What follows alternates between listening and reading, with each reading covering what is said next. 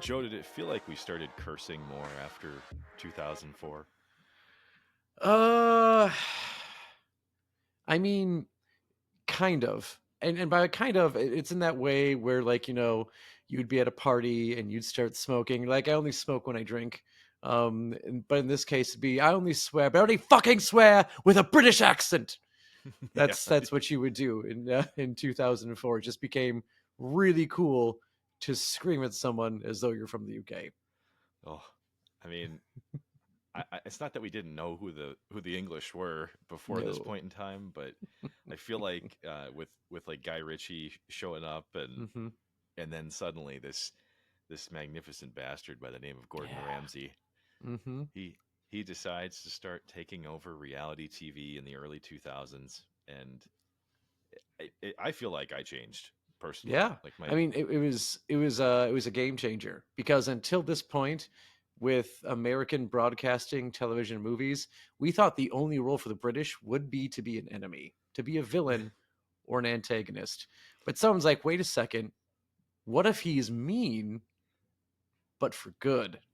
And we thought, whoa, whoa, okay, that's something we will definitely get into because it's a topic that I think a lot of people hmm have kind of debated about Gordon Ramsay throughout the years. I remember this gal I used to work with at Home Depot. One time we were just kind of making chat, and suddenly the topic of Gordon Ramsay comes up, and she's just like, "That Gordon Ramsay, he's not a good guy, is he?" And you know, I was like, you know what, Carol, I really want to debate this right now, but hmm it's 8:30 on a Friday evening, and I kind of want to get out of here. You yeah. know, Ain't no time for yeah, debate at that point when working, not retail because that was the Home Depot days, wasn't it? that was the Home Depot days. Yeah. So Mm-hmm. I uh, I look back at some of those days fondly, but not all of them. But yeah, so mm-hmm. looking back though, if we kind of go through the time machine, I know we typically do this for the retro reviews, Mm-hmm. but for TV, I think TV is a little bit different of a topic that is worth going into because a lot of video games I feel like we still remember because Yeah. they're adjacent to things. We Mm-hmm. you see the cartridges, you're like, oh yeah, I still play that one. It may get tucked away for a while, but it doesn't really leave your purview. No. But I feel like TV disappears quickly, though. I mean, do you think that it's harder to remember TV at this point, like just overall? Absolutely. I mean, especially this point in time in television, because this is where like you start to get a fad developing, right? Where reality TV is really taking off in this time. Reality competition is really big, and you start getting this influx of shows, not like Kitchen Nightmares necessarily, because it is reality, but it's the first time we're really seeing like the ugly part of being in the kitchen. So this is kind of this amalgamation of all of these reality shows kind of meeting to a point. And it's not like there's just like one or two of these like reality-esque shows this time. They were everywhere because this is pretty fresh off the heels of a writer's strike, isn't it? Where Yeah, one of the earlier yeah, ones. Yeah, yep, yeah. where you do not have a lot of like really scripted shows. Obviously, reality TV is scripted. I'm not saying that, but like really thought out scripts, those just weren't happening in this time. So we're looking for a plethora of things to fill airtime, and a lot of stuff just kind of gets forgotten in the process. This is not one of them. Just because of the personality of Gordon Ramsay, I think it sticks out in our minds a lot easier than its competition. And the fact that I think the show either made a comeback this year or like just never actually stopped. And it's No, hard no, to it tell because of. hmm it definitely got canceled, but it hmm was canceled by Gordon Ramsay, and I will explain that in a minute. But the hmm the time period that it first came out was in 2004, and so around that period, you actually have like Ghost Hunters coming out. hmm You have I'm pretty sure Deadliest Catch was like the year after this. Yeah. Um, but then you have like Orange County Choppers. I mean, like hmm this was like core memory time for I would say millennials of our age. This was like hmm this was my peak time with like Discovery Channel, Oh yeah. TLC, you know, Hmm. A&E. Like this is when I was watching all those. Oh Um, yeah. We still have like Monster Garage at this time too. Speaking of just good times. This is post Junkyard Wars from the Science Channel. Ah, good times. what a time to be alive. Which sadly it was already almost 20 years. But it, Hmm. now the Kitchen Nightmares that came out in 2004, though, very clear dividing line. This was called Ramsay's Kitchen Nightmares, which was Yeah. technically in the UK. Hmm. So it was the initial core concept that he would bring to the Americas, but the original version of the show was actually much more grassroots in production. It wasn't HD. You know, Mm. if Ramsey had any Botox in his forehead ridges, you know that, Not that noticeable yet. not noticeable. No, no, no. He was Hmm. like in Klingon territory for a little bit there. So Yeah. yeah, Hmm. yeah. So And yeah, if you have not seen any of the British version of the show, its original versus the American, there is a stark contrast in how Gordon Ramsay does deal with the nightmares found in said kitchens. So, Mark, what do you think is probably the biggest change in heads up when you compare the British to the U.S. that is to come in a few years? well, for one, there's just the way that people speak to each other over Hmm. there. Now, you also have to remember, though, when we're talking about Europe, we're not just talking about British people. Like, there's a lot of kitchens that have French talent in them because Hmm. that's like the culinary education center of the world. Yeah. So every now and again, you do see some arrogance in these kitchens that he went to.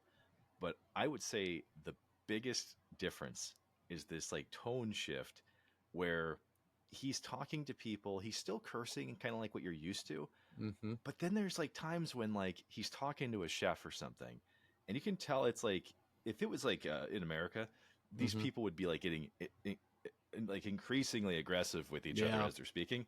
But Hmm. he's like talking to a chef, and he's just like going, he's like, "Well, fuck off then." And the guy's like going, "Well, what are you telling me to fuck off for? You don't tell me to fuck off. You fuck off." And he's just like, "Well, I came here to help you. You fuck off." And they're just like, but like they're telling each other to Hmm. fuck off, and it's almost polite in a Yeah. sense.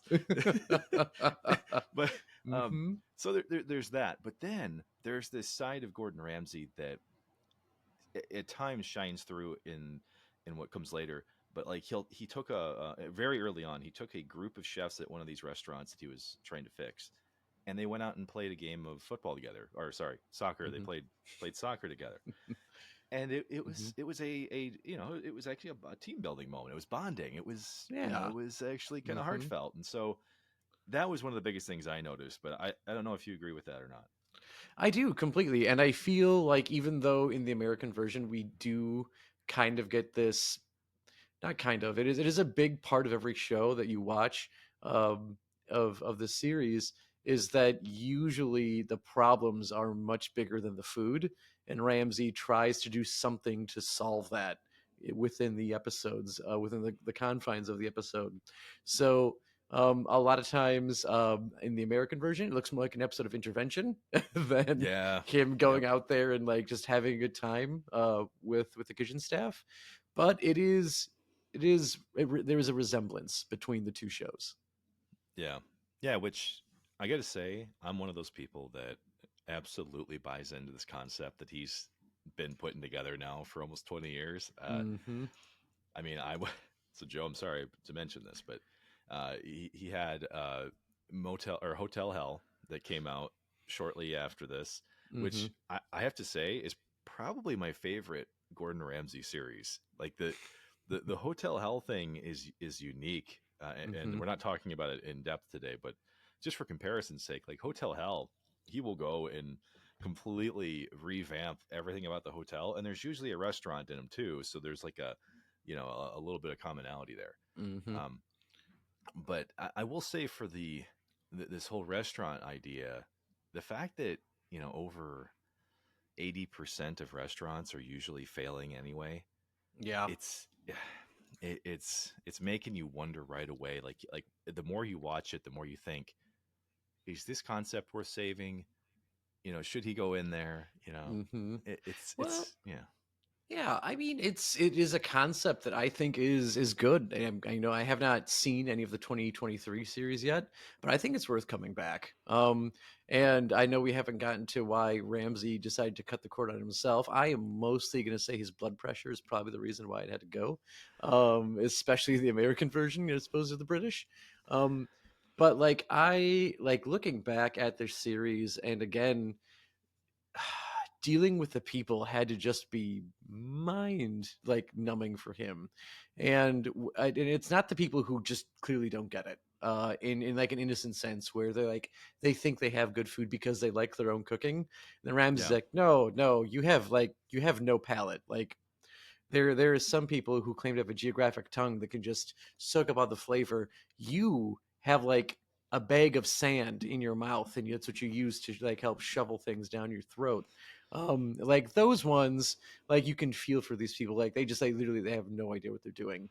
But then there are the episodes on the show where they are completely standoffish and absolutely think they know what they're doing 100% of the time, despite the yeah, fact they're talking to like a world famous and successful restaurateur that is Gordon Ramsay. So if he says, "Hey man, this isn't working," you may want to listen to him. And it's those people that make it very very hard to watch sometimes, where they just seemingly don't get it.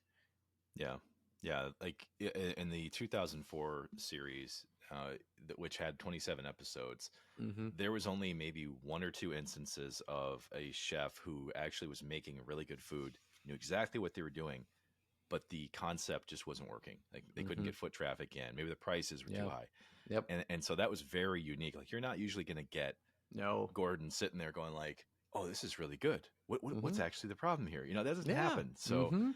um, yeah, but like when he brought it over to the United States in 2007, though, they definitely dialed it up to reality television standards in the U.S. at that time. Like they definitely went with, okay, I think you showed a little too much humanity, Gordon, in the beginning. you You you need to scale that back a bit. yeah, you really got to bring it in this one. And I you know Mhm. I think it's worth explaining a little bit here. So one thing about the reason why it ended up getting canceled back in 2014 initially was because Gordon, I think he was getting burnt out on trying to change the minds of some of these people. Mhm. And there was one chef in particular that just continued to give him a hard time. And you can see it in some of these later Kitchen Mhm. Nightmares episodes that sometimes I think they just pick the wrong personalities and they're just not going to work out. And Gordon knows this the whole Mhm. time. It's like a fleeting thing. So Oh yeah. yeah, yeah. Mhm. At one point, he just said, "You know what? This is way too difficult. Mhm. We're gonna break. We're gonna step away." Yeah, absolutely. And I think I have a feeling I know which restaurant owner that may have been, but we'll save that for later for some. I guess like if we do highs and lows with this show today, I think um highs and lows. I don't even know what to do because I mean the whole thing, like from a US standpoint, is kind of like reality series like high.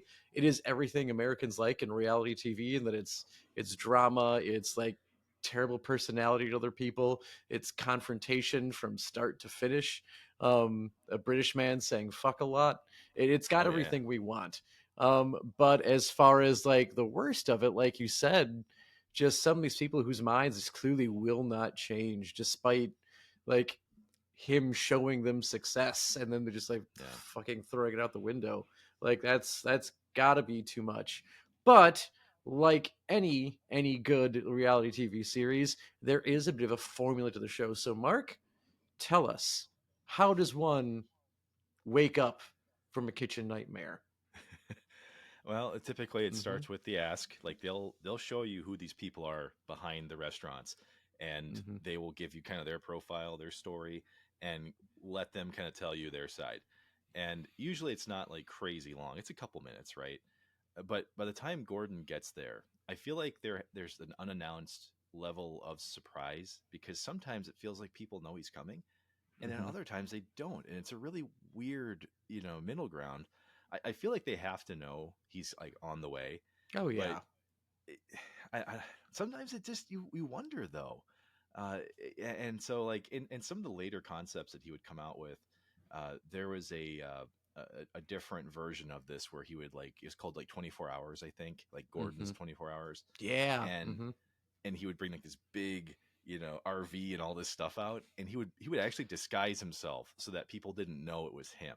Hmm. Now, whether or not you think it actually worked is up to you, but the with Kitchen Nightmares though, I feel like most of the time they know he's there, and they must be instructing them not to change anything. Like Hmm. don't touch a thing. Don't If you don't clean, continue to not clean, right? If you don't clean, don't stress yourself out. No. Just keep on keeping on. Well, there was that one soul food restaurant he went to, and there was literally a dead mouse in the Oh, foyer when he walked oh, in. oh, ah, oh, man. and, and and like people there's dozens of people who went to that Hmm. restaurant that day. Oh Gordon walks yeah. in and he's like, Is that a dead mouse? It's probably- That's a it's dead just- mouse." he's just. How long has he been here? Does anyone know? It's just Yeah. like, fuck me. Holy shit. And Yeah. it's like you said, it is like this almost everywhere he goes. There's just some like again like how like I don't know if it's like the Midwestern to me that thinks like, oh, I'm having company over, I should try and make my place look nice. These people are just like, nah, it's fine. I think one standout for me is Fiesta Sunrise in season one. It Yeah. is this guy's second restaurant, and you know it's a second restaurant because the menus are literally from his first restaurant, and he just taped over the old name with the new one. Yeah. And when Gordon goes in and is saying like, "Hey, this rice like feels old. When was it made?" And he's like, "Yesterday." He's like, "Fuck you! It was made yesterday. It wasn't made yesterday." And Yeah. then he goes and asks him like, "Hey, when was this fish made? Yesterday?" "Fuck you! It wasn't made yesterday." Yeah. Everything was yesterday until Gordon's like, "Someone asked the cooks in their language, when was this food made?" They're like, "Oh, we made that last week Friday." He's like, Yeah. "Fucking hell!" Like everything is that. And at one point, um, where this show kind of really builds is that there is an inevitable meltdown where Gordon watches a night of service at a Mm-hmm. restaurant and really wants to see, okay, well, after I've sat down, I've ate the food, I've checked the kitchen, I've seen bugs in every walk-in cooler and everywhere that they shouldn't be. It's time for me to just watch these people try and work. And Yeah. like there has to be something going on where like the show will advertise, hey, we need a few more people than usual to come in and eat, and they get people to come in because typically when Gordon comes in at the start of the show, like every place, most of these places are barren, Yeah. and no Yeah. one's there, so they get a little bit of a busier night going on. And in this one in particular, I think Gordon literally brings out like this like plastic garbage bin that they'd been keeping refried beans in, like they made it and stored it in there, Yeah. I and remember it that. was like fucking solid. It was just, oh god. And different colors Mm-hmm. too. That was the part that really Ye- like makes your stomach just pinch. Is like it's like oh, mm-hmm. refried beans are already one of those questionable textures. I Yes. will I Mm-hmm. will eat it. Trust me, I will eat it. Mm-hmm. But when I saw that bucket and you see that there's like a dark brown color, that there's a light one, there's a tan, and I'm like, I know the color that refried beans are Mm-hmm. supposed to be, and it is none of Yep. those. No, this is definitely like an ogres have layers scenario, and really Oh neither of those things, like refried beans and ogres, should be in the same conversation as each other. But no. when that's the inevitable, like not even necessarily like breaking point for a lot of these places, it's just really showing where things go down. Mark, what's the formula tells to do next? Well, after he's usually ordering like half the menu, right? Like he's usually trying to figure out like Mm-hmm. what are your specialties, what do you claim you're good at.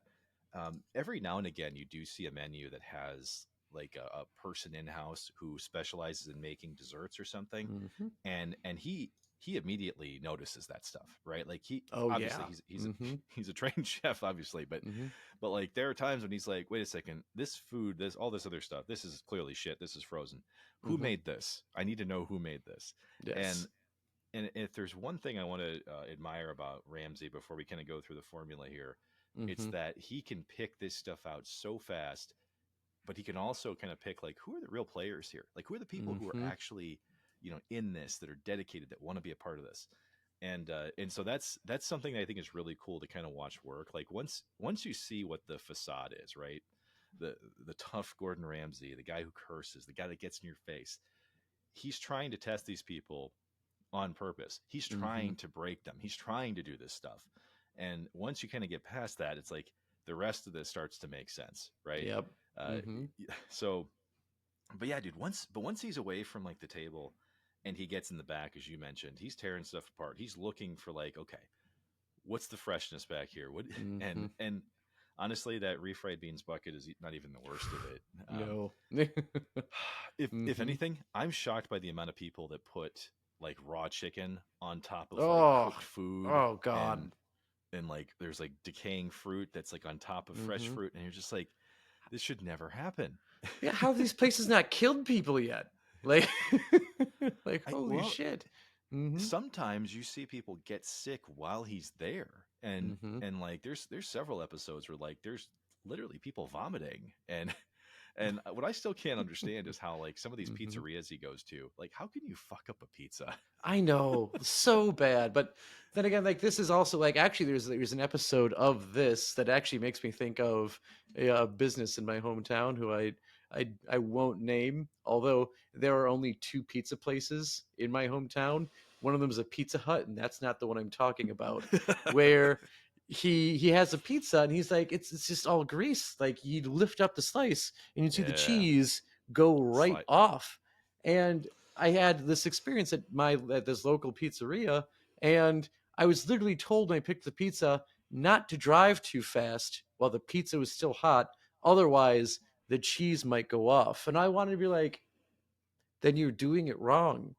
Like you Yeah, shouldn't have that much grease on a pizza where I'm just suddenly without cheese because I took a turn a little over the speed limit. yeah. So, but you're right. Yeah, like how do you fuck up pizza? Especially American pizza. It's it's to the point like we have Americanized it so much. Some might say, you know what, you got to have just the right amount of sauce, just a little bit for flavor, and then you get to the Midwest and Chicago treats it like a goddamn casserole and says no, Mm. 90% sauce, 10% everything else, and it still works.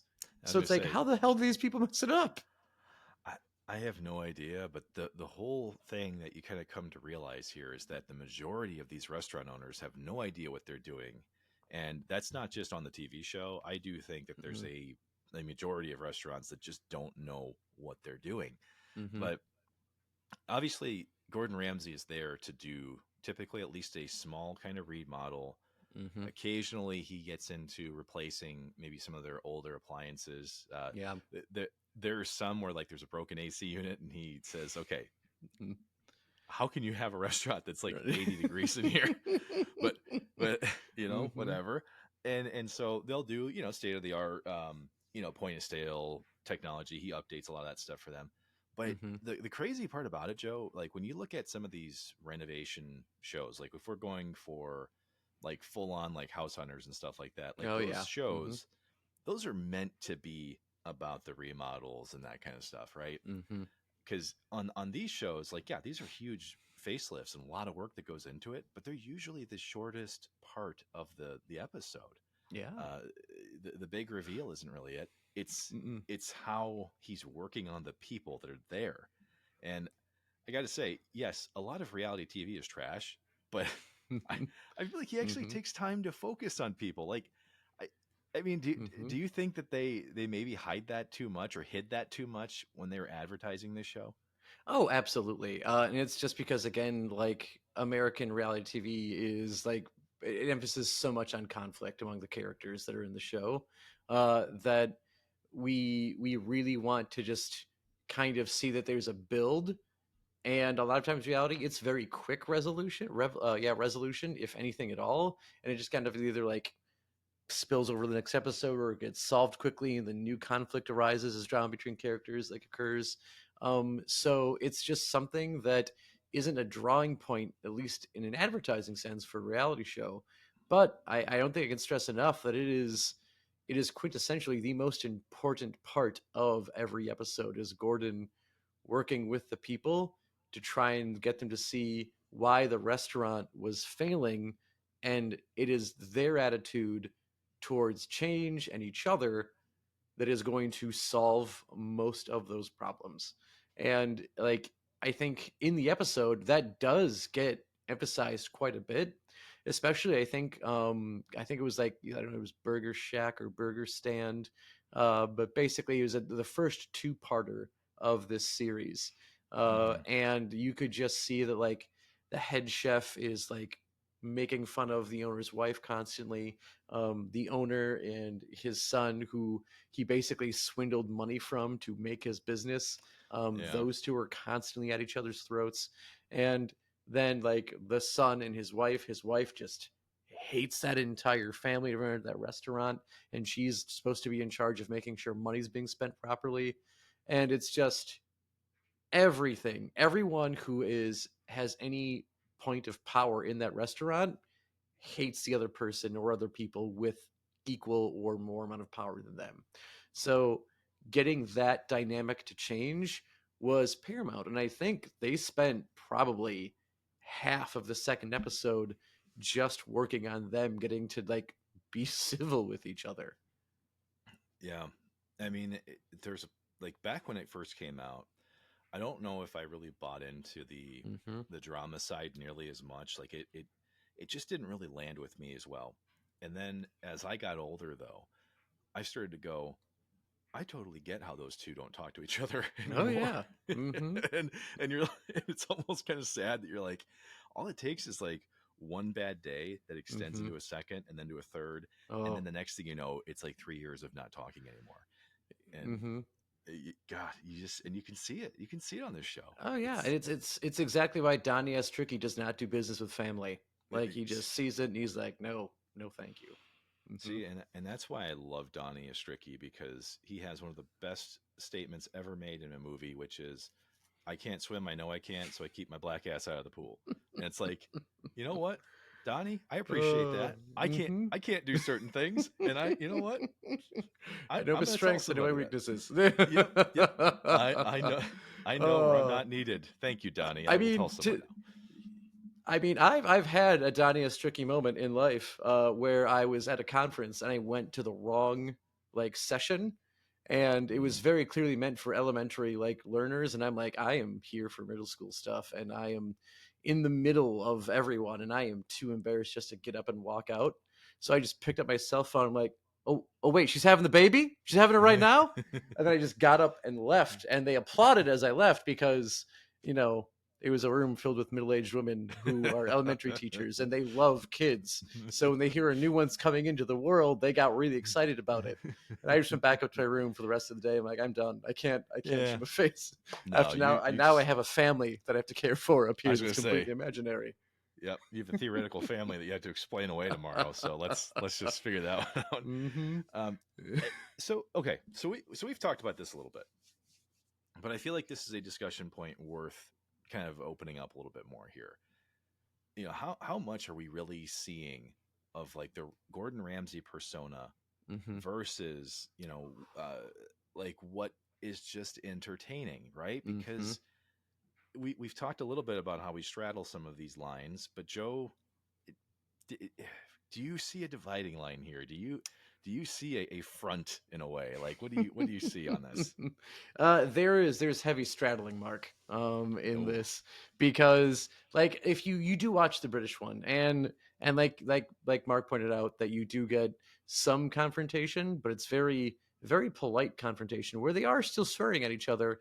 But it's one of those things is like, you know what, maybe that's just British, maybe that's just what they are. It's like their whole system of swearing just makes no sense to us. So if they're not saying like fuck, we get nothing. Like it's all yeah, gone, it's lost on us. So since he's not like being over there, like he drops a bloody hell every once in a while, and that's supposed to be really bad.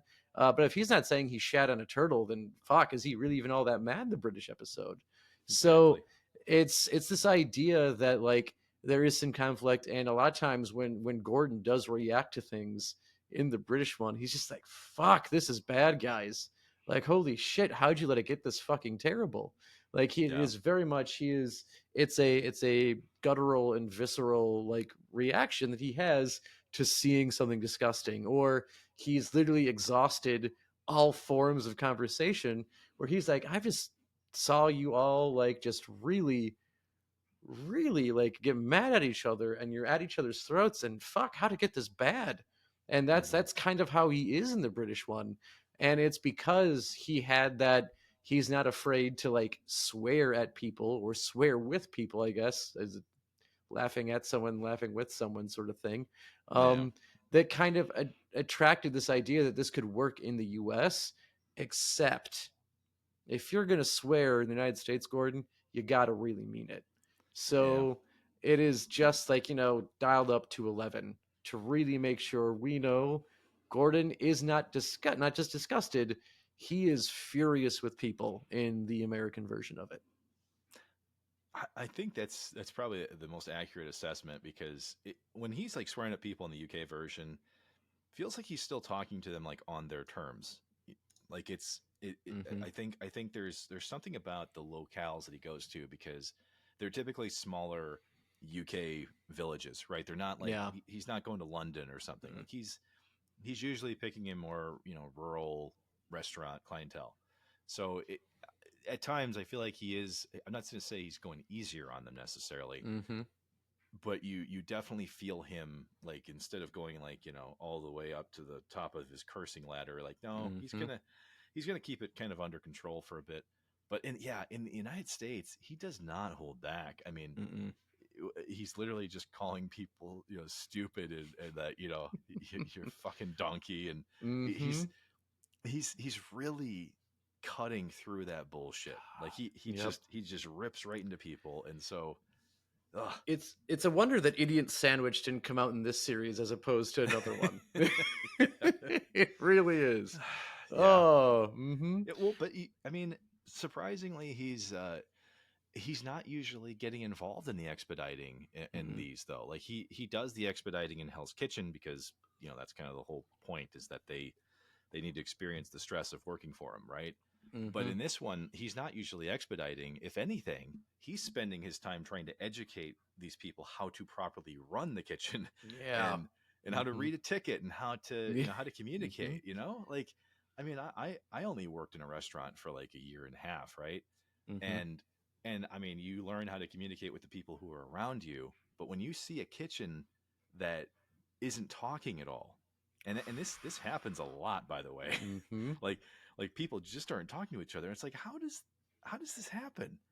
I mean, I I mean, shit. I used to always be, if Mm-hmm. I was walking near somebody, I'd say behind, behind, Mm-hmm. or On hey, your left, that, here we go. yep, yep. Hey, that's got Mm-hmm. five. That's got five. Hey, they got two in. That's got seven. That's got eight. And you're Mm-hmm. like, we're always talking to each other. So like when I see this, I'm like, what, How like, are yes, they monks how? back there? What are you doing?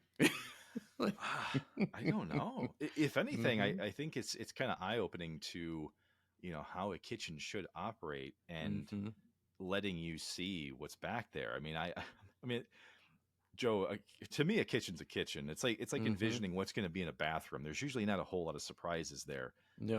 but but every now and again, you see a kitchen where there's like they've got all their toppings and stuff in like one corner, and they're like, yeah, we pushed it over there because it was harder to have to go around it to get to it. Mm-hmm. Like you start seeing the rationale of these people, and like you do see some kitchens where it's like, I am not shocked that it took an hour to get my food. Yep. This all adds up pretty well. And like you said, like when you have this whole idea of, or like this idea when you see that they're not talking to each other, it's no wonder that when someone finally opens their mouth to say something, even something innocent, is like, hey, how much time we got left on that steak, that someone's pissed because now you've called them out on their work. And this is what like Mirror Man pops in and say, I know I got to do things so goddamn personally.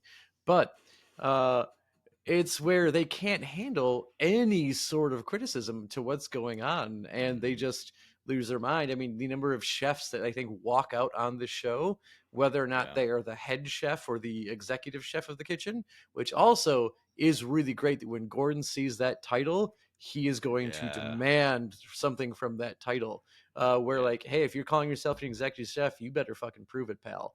yeah, Otherwise, how dare you try and say you're on my level? But like the number of either them or sometimes wait staff walks out in the show, um, it is no wonder that like these things are failing when these people either won't talk to each other or they have made some sort of bizarre like barely there and hanging on like kind of mentality to the restaurant, which brings us I think to one of the biggest criticism of the show that you actually had brought up is that when you see so many restaurants just kind of fail within their first 3 years, and I even remember like when I worked at a privately owned small restaurant called Speakeasy in Janesville, I remember my owner saying, "Hey, I've made it 2 years. By restaurant terms, I guess that means I've made it." Yeah. So like it was just well that she was profiting at that time of the restaurant, but with so many closing anyway, was it really worth Ramsey's time to try doing this and worth our time to watch this, Mark? I, this is something I've thought about many times because you almost have to wonder, like, is he just doing this for the ratings, or is there like like a financial component where it's like, yep, we're going to help you get on your Mm-hmm. feet, but Fox also gets a few dollars at a time. Like those are the kinds of things you're like, what's the real motivator here? Mm-hmm.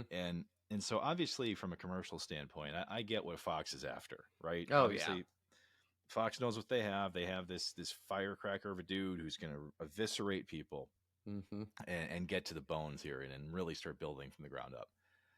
But yeah, I have to say that in the beginning, yeah, I definitely would say it was a failed experiment because there's literally a tracker for Gordon Ramsay, which is like, are these restaurants still open? And people used to Mm-hmm. do it like there's a live list of it. You can see every project he's ever worked on, Mm-hmm. and so in the beginning, yeah, I would say it was an absolute like failure from a lot of the restaurants standpoint because most of them closed. I mean, Yeah. they very rarely ever stayed open. And so Mm-hmm. I would say though, Ramsey was actually solving problems though. I mean, Mm-hmm. he was addressing spouses that were on the verge of divorce. He was bringing together siblings that hadn't talked to each other for years who work in the same space. Mm-hmm. So so yeah, I would say the experiment failed, but Yeah. the impact of what he was doing, there's a Mm-hmm. lot of good folded in there. Yeah, I think fighting the good fight is what Gordon Ramsay was doing here. Is that he is someone who knows how to make a business successful. He's someone who knows how to prepare food incredibly well, and he's trying to share that expertise with people who are struggling. Yeah. And I mean, many times, like it just even when he shows them how to do it, sometimes it's too little, too late. As you can say, especially, I mean, there are some businesses you find out like they're hemorrhaging cash where they're saying like, yeah, we're losing 90 grand a year. Mark, could you imagine being a small business and losing $90,000 a year? Like it's mind blowing. Like how do you recover from that? You can't just have a few good nights with Gordon Ramsay and hope it's all fixed. Like you've got to do something to keep it going, and you can only hope that what he's done is enough for them to learn. But like you said, for a lot of places, it's not enough. it, and not every concept is going to make it either. I mean, Mm-hmm. like if I ever saw him go into a restaurant where he really challenged the concept, this would happen a lot on the when he would go to hotels. He Mm-hmm. would like because hotels, a lot of them are either based around a gimmick or something, and it's usually mismatched with the clientele and the people that are in that area.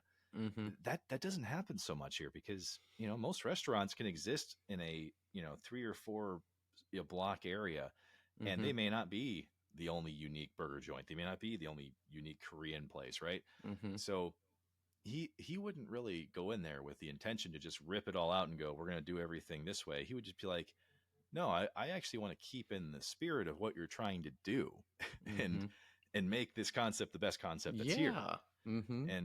And so once again, it's this interesting presentation of he's almost using all these commercials and the explosive moments to obviously to get you to watch. Mm-hmm.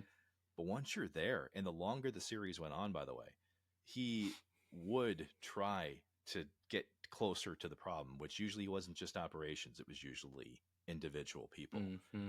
So I, yeah, I gotta say, dude, I've defended Gordon Ramsay for a long time. I have. I've defended him for a very long time because I Mm-hmm. know that a lot of what he shows people is not who he actually is. Oh yeah. It's Mm-hmm. yeah, 100%. And again, if you doubt that for a moment, watch MasterChef Junior. He is awesome with kids in that show. yeah, And you have to know it's like if someone can be like that with kids, like probably gonna be fine. They're probably fine with adults. And that's where again, like you just know, like when you compare again the British version to the American version, it is part Gordon Ramsay and part character that he's being asked to portray here. And that's where we kind of get, both the highs and lows of the show when you are seeing Gordon Ramsay like either take things up a notch or like him actually trying to help with you see the real Gordon Ramsay. So Mark, in your mind, what's a high point of the show? So for me, I would say the high point is that this is a series that is still on TV. Now, yes, there Mm-hmm. was a break of almost 9 years, but during that time, Gordon Ramsay was doing other stuff. Now, as there's been this progression throughout the years of like what the show has tried to do and how it really Mm-hmm. evolved based on the time period, because I mean, yeah, 2004, 2007, 2010 era, the show is a different feel across those years. But once you get to the 2023 version of this, Mm-hmm. it is a much different, kind of family oriented focus. Like he's really focusing on restaurants that have, deep personal problems, and so that's the one thing that I found to be probably the most stark. And I would say it's a high Mm-hmm. point because if you didn't want to watch it in the beginning, or if there was something about the early format of the show that you just didn't care for, the 2023 format I think is much easier. It's much more digestible, no pun intended, Mm-hmm. to be able to sit there and watch. Mm-hmm. Um, but I will say, Joe, because I can't just say it's all high. On the other No. side of this high, there is the low of like watching people actually kind of emotionally suffer, and Yeah. Mm-hmm. and that's tough, man, because you know how the last couple of years have gone for me. There have been times where, you and I are talking about a topic in like last season, for example, Mm-hmm. where behind the scenes you and I are like shells of ourselves, Yeah. and Mm-hmm. we're pulling it together and talking about Mm-hmm. something that brings us joy for, for a few minutes. And I'm like, I see some of these restaurant owners and I'm like, man, that sucks. Like Yep. I'm not getting entertainment value from this. Mm-mm. So yeah, it's like I picked a gray area topic. Okay, like I picked a gray area on purpose because I think you're gonna Mm-hmm. get both of it here. But Joe, feel Oh free yeah. to your highs and lows. Let's hear them. My highs are it's fresh frozen, man. You gotta love this. It's fresh frozen, and It's not it's that's it's not a term. it's not a thing. It's so What do you mean fresh frozen? the highs for me are definitely the people who are honestly really trying and just don't understand what they're talking about or quite what they're doing, and they are very willing to hear Gordon and they're receptive to it and they want to try and make a business in their a difference in their business. And Fresh Frozen was a perfect example of this, where it was a man who said he had. I think he was getting. I think it may have been seafood, and he was talking about how it was fresh frozen. It was caught and immediately frozen to seal in the flavor. And Gordon's Yeah, just like, I don't think you understand what freezing does to water and that it makes it expand and it bursts blood vessels and it fucks up the meat, pal. Like it's you can't yeah, freeze things. And so like people really learning from Gordon, I think was always the high for me. And when you see like these restaurant owners and these like and people working at the restaurant really get that glimmer of hope from Gordon saying like, "Hey, look, we can do it. It isn't like what we're doing is all bad. There's something worth saving here."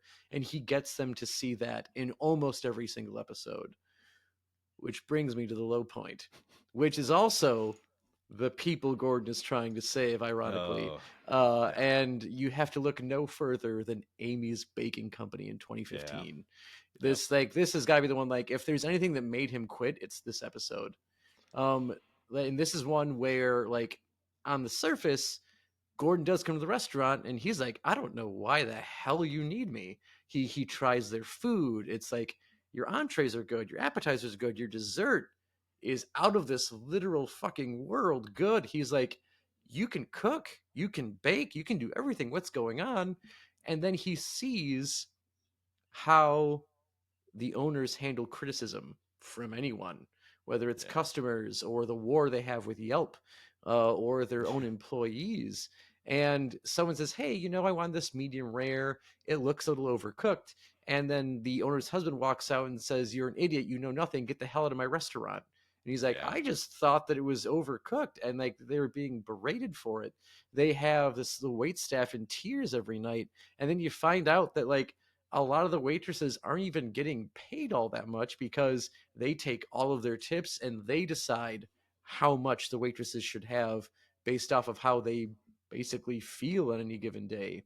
Mm-hmm. And when Gordon was really laying home, hey, you have the cooking down, and that is a huge part of the battle that a lot of these places I've been just don't have.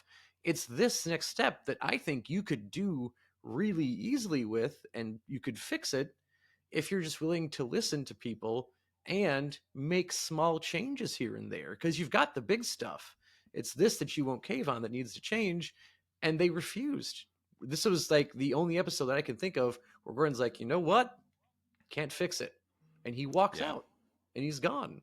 And it is hard to know and see that you have these people who are so close-minded they refuse to take any criticism. Gordon gives up on them, and you've got all the people that work for them who just feel defeated in the entire process. And I guess like the only solace you can take in this is knowing that Amy's banking company did fold in 2015. Yeah. So, and it They held has on for a while everything. though. They did. They Yeah. hung in. They did get some popularity from the show because they were assholes. Yeah. Um, but didn't didn't didn't help in the long run. So that is undoubtedly my low, is seeing really the worst in the industry here.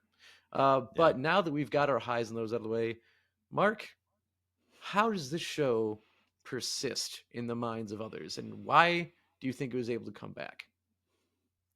Well, the comeback, I think we'll start with because Gordon chose to do that, right? Like I'm not going to say that every single one of his ventures has been successful, but they've Mm-hmm. definitely been entertaining. I mean, we've Oh literally yeah. talked about five different shows, six different shows already that Mm-hmm. he's been involved with since 2004. So, if anything, this TV show did a couple things. It vaulted him into superstardom. I mean, he Mm-hmm.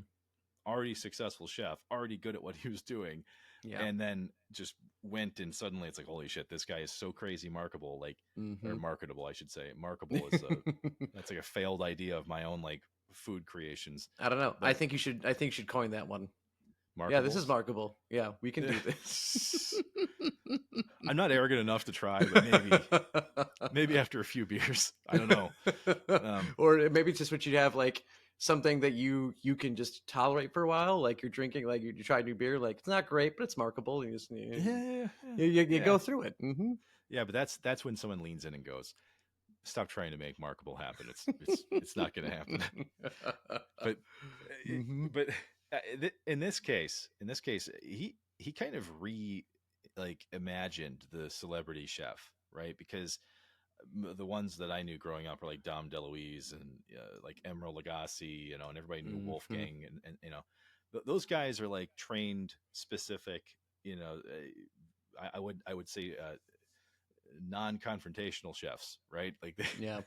and suddenly Ramsay's just going in there and like basically flipping tables and then throwing things at people and then going, but I'm still here to help you. And you're like, okay, that's weird, but Oh. let's see how this plays out. you know Yeah, I thought you were so going to take us to Flavor Town and then we'd just be happy afterwards. But no, there's real yeah, growth happening here. yeah. I Mm-hmm. mean, if anything, I think he ushered in a new era of reality TV and not just cooking TV. And Mm-hmm. there's a reason why it's persisted for 20 years, because it's fun to watch. Like Yeah. you're pulling back the curtain, showing people how the sausage is made, and you're also just showing how fucked up things can get back there. Like, Yeah. Mm-hmm. to me, that's just entertainment value. So, uh, Yeah. I don't know. Mm-hmm. What do you think? I think it's the exact opposite of when Tim Burton calls Danny DeVito, and Danny DeVito lets out a big sigh and goes and grabs his top hat and cane and just leaves his house. Yeah. Um, It is Gordon Ramsay, like you said, is just marketable. Like anything he touches, like it's gold to a degree. Even if it's fool's gold for a bit, it's still very shiny, and we all enjoy it. Because on top of like the things we've talked about, he's got I think a series called Uncharted, which I may be Yeah, partial to. I don't know, great it show. might just be the name, but and this you get to see Gordon like do shit to like actually like get his food as opposed to just cook it, and to like hilarious effects sometimes when he's picking like berries out of the forest. He's like, how often do you do this? Oh, every day. And how long do you do it? Oh, 13 to 20 hours a day. Ah, fuck me, seriously. And then, and then he turns around and he cooks and he's like, he has, it is always fun to see someone who again is that successful and has done very well for himself, because he's had so many shows at this point. He doesn't have to work another day in his life, and he's set. He's fine. He doesn't need it, but he keeps doing it. I would have to say because like maybe he actually likes it and he enjoys what he's doing, on top of actually getting paid for it. But I think it's just because Gordon Ramsay himself, again, just highly entertaining no matter what he's doing, and clearly he enjoys doing it, which just makes us like watching it that much more. And I think it's probably the reason why we keep coming back for more, despite what level of Gordon Ramsay we get, whether it is full Hell's Kitchen, idiot sandwich, or this pork is so raw it should be fucking a frog right now, Yeah. to like MasterChef Junior, where he's like, hey, you tried. You didn't win today, but you tried. And he's like, and that is huge, and don't stop. And he goes and gives the kid a hug. It's like he can be at both ends of the spectrum, and we're happy to get Gordon Ramsay, no matter it's at a polar end or somewhere in the middle. Yep. And you know what? Mm-hmm. Not every restaurateur may listen to Gordon Ramsay, but we do thank you for listening to us here at Digital Dissection. And as always, we appreciate everything the Dissection crew does for us week after week. And your support does go a very long way. If you happen upon this show by accident, however, why not drop us a review, comment on the show? Yeah, and also we always love hearing from you. So feel free to message us over at digitaldissectionpodcast@gmail.com. We welcome your ideas for future shows, maybe a future restaurant or two to try. We just hope that you ask us to go to something that's clean. And until next time, keep on dissecting.